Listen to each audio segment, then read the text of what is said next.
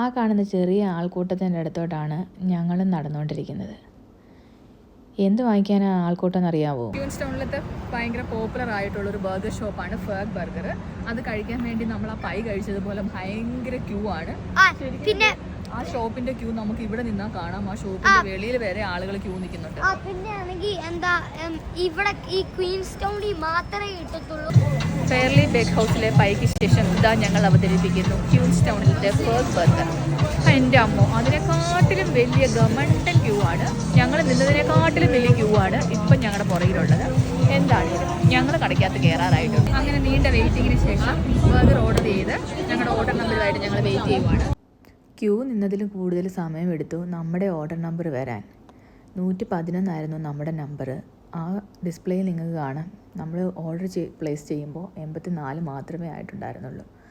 അതുകൊണ്ട് നമ്മൾ ബർഗർ വാങ്ങിച്ച് വീട്ടിലെത്തി. എനിക്കിഷ്ടപ്പെട്ടത് അവരുടെ ക്ലാസിക് ബീഫ് ബർഗറാണ്. പിന്നെ വത്ത് ദ ഹൈപ്പാണ് ബർഗർ. കാരണം നല്ല ഹെവി ഒരു ബർഗറാണ്. നല്ല ടേസ്റ്റും ഉണ്ടായിരുന്നു. അതുകൊണ്ട് പിന്നെ ആളുകൾ ക്യൂ നിന്ന് വാങ്ങിക്കുന്നതിൽ വലിയ അതിശയമൊന്നും ഇല്ലെന്ന് തോന്നുന്നു. അടിപൊളി ബർഗറായിരുന്നു. ഞങ്ങൾക്ക് എല്ലാവർക്കും ഇഷ്ടപ്പെട്ടു.